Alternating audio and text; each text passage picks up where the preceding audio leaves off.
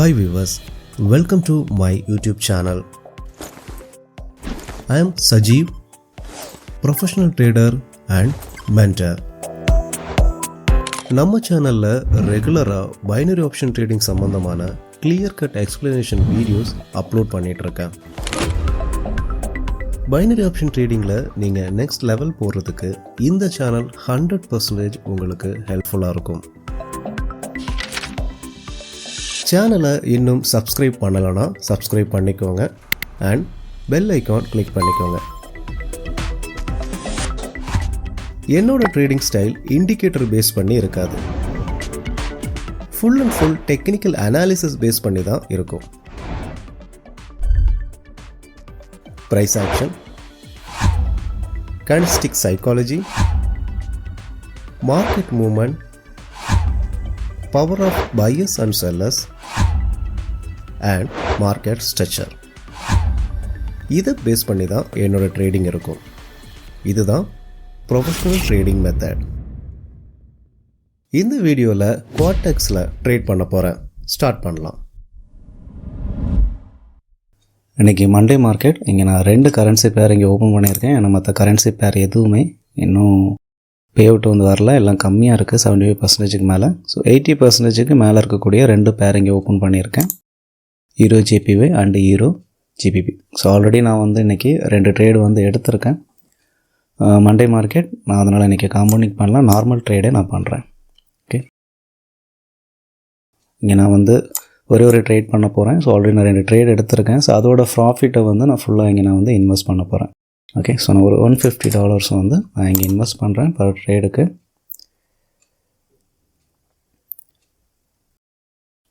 So நார்மலாக நிறைய பேருக்கு டவுட் இருக்கும், எந்த டைம் ட்ரேட் பண்ணணும். எப்போவுமே மார்னிங் டைம் ட்ரேட் அவாய்ட் பண்ணுங்கள். ஸோ ஈவினிங் டைம் அந்த மாதிரி டைம் ட்ரேட் பண்ணுங்கள். ஸோ மார்க்கெட் கொஞ்சம் நல்லாயிருக்கும்.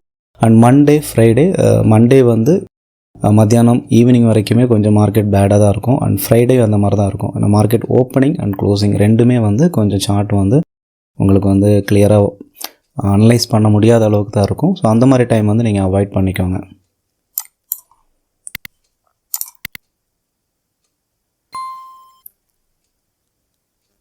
ஃபஸ்ட்டு நான் ஃப்ரைடே ட்ரேட் பண்ணியிருந்தேன் ரியல் மார்க்கெட்டில். அதுக்கப்புறம் ஓடிசி நான் ட்ரேட் பண்ணலை.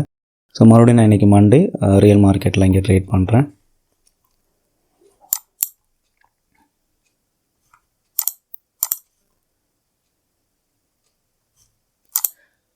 ஓகே, ஸோ நான் பைக்காக தான் போவேன், நான் வெயிட் பண்ணுறேன். ஓகே, ஸோ நான் இங்கே ஒரு கால் ட்ரேட் எடுத்திருக்கேன். ஸோ நல்ல ஒரு என்ட்ரி. நான் பைக்காக போகிறது ரீசன் ஸோ மார்க்கெட் ப்ரீவியஸாக பார்த்தீங்கன்னா லெஃப்ட் சைடில் பாருங்கள். ஸோ கீழே நல்லாவே ஃபால் ஆகிருக்கு. அதுக்கப்புறம் செல்லர்ஸ் இந்த அளவுக்கு டவுன் கொண்டு வந்தாலும் எகெயின் இங்கே ஒரு சப்போர்ட் எடுத்து ப்ரைஸ் மேலே தான் போக இங்கே ட்ரை பண்ணிகிட்ருக்கு. ஓகே, ஸோ இந்த இடத்துலேருந்து பார்த்தீங்கன்னா இங்கே ஒரு சப்போர்ட் எடுத்திருக்கு. அண்ட் சப்போர்ட் எடுத்து ப்ரைஸ் நல்லாவே மேலே போகுது. அண்ட் லெஃப்ட் சைடில் இந்த மொமெண்டம் மார்க்கெட்டு இப்போ ஓப்பன் ஆகிருக்கு. ஸோ அந்த லெஃப்ட் சைடு மொமெண்டத்தை மோஸ்ட்லி ரைட் சைடு ஃபாலோ பண்ணும். ஸோ ஓப்பனிங் டேயில்.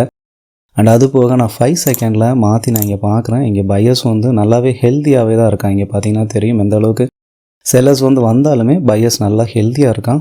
ஸோ 5 செகண்ட் கன்ஃபர்மேஷன் எடுத்துகிட்டு நான் இந்த மொமெண்டத்துக்காக நான் என்ன பண்ணியிருக்கேன், இங்கே ட்ரேட் பண்ணியிருக்கேன். ஸோ என்னோடய என்ட்ரி நல்ல ஒரு என்ட்ரி கிடச்சிருக்கு. இன்கேஸ் செல்லர்ஸ் வந்தாலும் எனக்கு ஒரு ஐடிஎம் கிடைக்கும். ஸோ இங்கே பையருக்காக தான் நான் இங்கே ட்ரேட் பண்ணியிருக்கேன். ஸோ செல்லர்ஸ் ஒரு மொமெண்டம் இருக்கும்போது நம்ம பையர்ஸோட மொமெண்ட்டை தான் நம்ம எக்ஸ்பெக்ட் பண்ணலாம் ரைட் சைடில். ஸோ அதுவும் மார்க்கெட் ஓப்பனிங் டேயில் மேக்ஸிமம் இது நல்லாவே ஒர்க் ஆகும். அண்ட் இது சப்போர்ட்டை நான் என்ன பண்ணியிருக்கேன், 5 செகண்டில் போய் பார்த்தேன். ஸோ இங்கே கேண்டில் மூவ் ஆகும்போது நான் உங்ககிட்ட சொன்னேன், நான் போனால் பை தான் போவேன். ஸோ அப்படி போகும்போது நான் என்ன கன்ஃபர்மேஷனுக்காக நான் என்ன பண்ணுறேன், 5 செகண்ட் மாற்றுறேன்.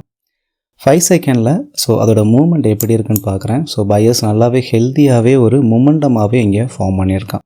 ஸோ 1 மினிட்டில் பையர் மொமெண்டமாக இருக்கிறான். பட் அதே டைம் இங்கேயும் பையர்ஸ் மொமெண்டமாக தான் இருக்கான். அண்ட் செல்லர்ஸோட மொமெண்டம் அந்த அளவுக்கு இங்கே இல்லை. பையர் ரொம்ப ஹெல்த்தியாக இருக்குங்கிறத பார்த்துட்டு தான் நான் போனால் பை போகணும்னு சொல்லி முடிவு பண்ணுறேன். சரியா?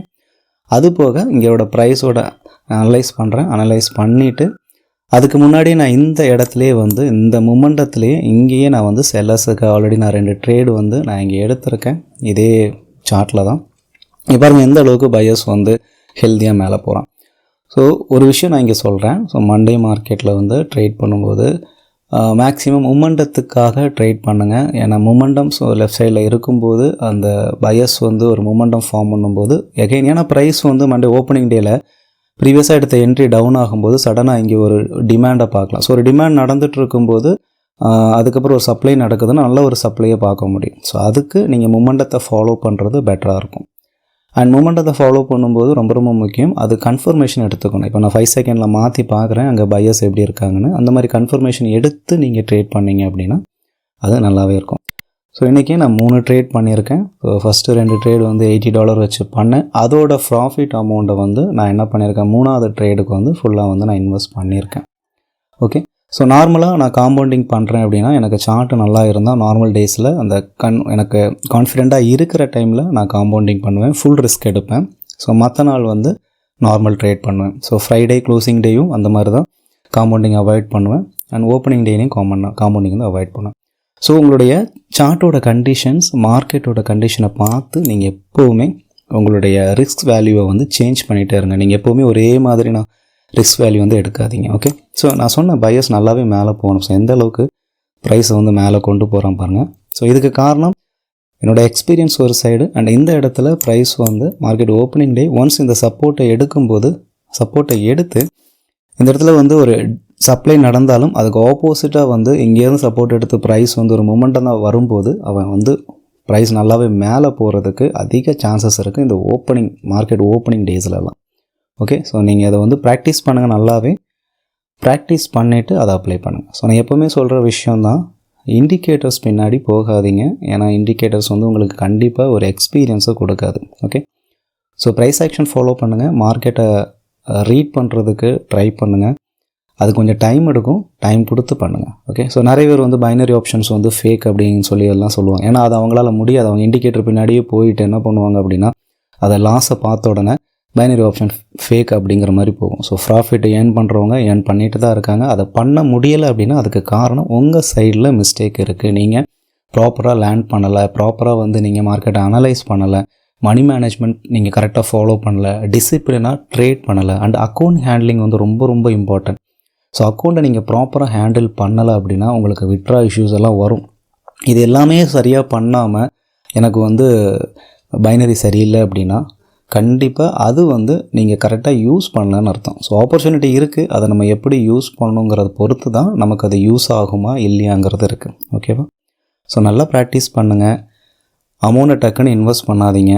ஸோ மார்க்கெட்டை நல்லா அண்டர்ஸ்டாண்ட் பண்ணுங்கள், அதுக்கப்புறமா ட்ரேட் பண்ணுங்கள். ஸோ இந்தளவுக்கு ஹெவியாக பாருங்கள், ப்ரைஸ் வந்து பையர்ஸ் மேலே தான் கொண்டு போயிட்டுருக்கான். ஸோ 5 செகண்டில் பாருங்கள் பையர்ஸ் எந்த அளவுக்கு மூமெண்டமாக போயிட்டுருக்கான். ஸோ இதை நம்ம அண்டர்ஸ்டாண்ட் பண்ணிட்டா நம்மளை வந்து ட்ரேடு வந்து பண்ண முடியும். ஓகே, தேங்க்ஸ் ஃபார் வாட்சிங், பாய்.